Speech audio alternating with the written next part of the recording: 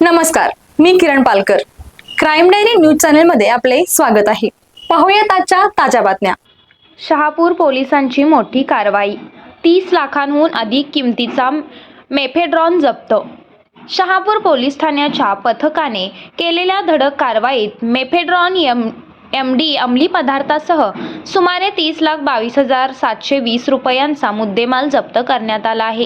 या प्रकरणी मनीष रामविलास नागोरी, वय वर्ष 36, राहणार प्रियदर्शनी हाऊसिंग सोसायटी, यड्राव, तालुका शिरोळ याला ताब्यात घेण्यात आले आहे. मिळालेल्या माहितीनुसार 5 मार्च 2026 रोजी सायंकाळी सुमारे 4:30 सुमारास प्रियदर्शनी हाऊसिंग सोसायटी परिसरातील आरोपीच्या घरात व अपार्टमेंटच्या पार्किंगमध्ये पोलिसांनी छापा टाकला. या कारवाई दरम्यान आरोपीच्या ताब्यातून 865 ग्रॅम वजनाचा मेफेड्रॉन अंमली पदार्थ जप्त करण्यात आला.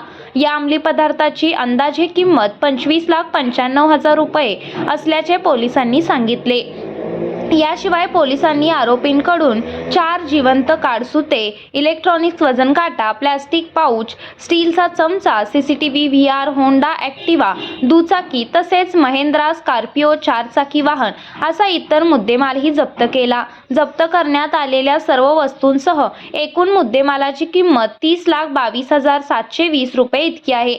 ही कारवाई पोलीस अधीक्षक योगेश कुमार गुप्ता, अप्पर पोलीस अधीक्षक अण्णासाहेब जाधव आणि उपविभागीय पोलीस अधिकारी विक्रांत गायकवाड यांच्या मार्गदर्शनाखाली पोलीस निरीक्षक सचिन सूर्यवंशी यांच्या पथकाने केली. कारवाईत पोलीस उपनिरीक्षक महावीर कुटे, श्रीकृष्ण दरेकर तसेच इतर अधिकारी व कर्मचाऱ्यांनी सहभाग घेतला. या प्रकरणाचा पुढील तपास पोलीस उपनिरीक्षक महावीर कुटे करीत आहेत.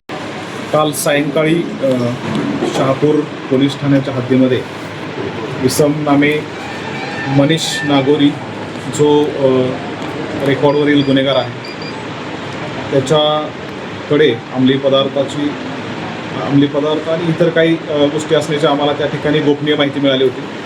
त्या गोपनीय माहितीच्या अनुषंगाने त्या ठिकाणी शहापूर पोलीस ठाणे, उपविभागीय पोलीस अधिकारी अशा पद्धतीने त्या ठिकाणी छापा टाकून छाप्यामध्ये सदर व्यक्तीकडून जवळपास 26 लाखाचं MD ड्रग्ज हे त्या ठिकाणी जप्त करण्यात आलेलं आहे.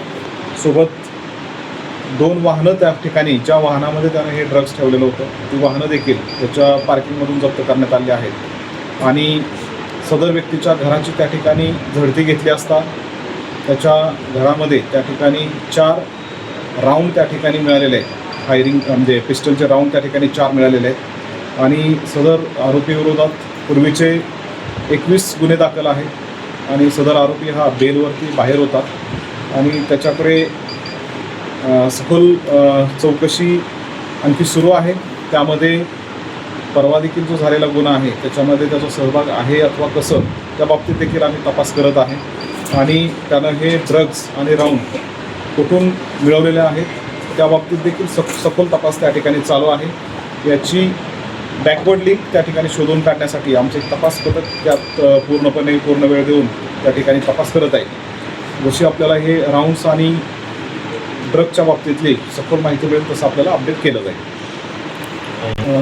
त्या बाबतीत त्याच्याकडे आम्ही सखोल तपास करत आहे की सदरचं ड्रग्ज हे त्यानं कुठून मिळवलं आहे आणि तो कोणाला त्या ठिकाणी पुढं देत होता, तशी कुठली चेन त्या ठिकाणी आम्हाला बॅकवर्ड आणि फॉरवर्डची चेन लिंक त्या ठिकाणी इस्टॅब्लिश होते का हे तपासामध्ये आम्ही निष्पन्न करतो आहे.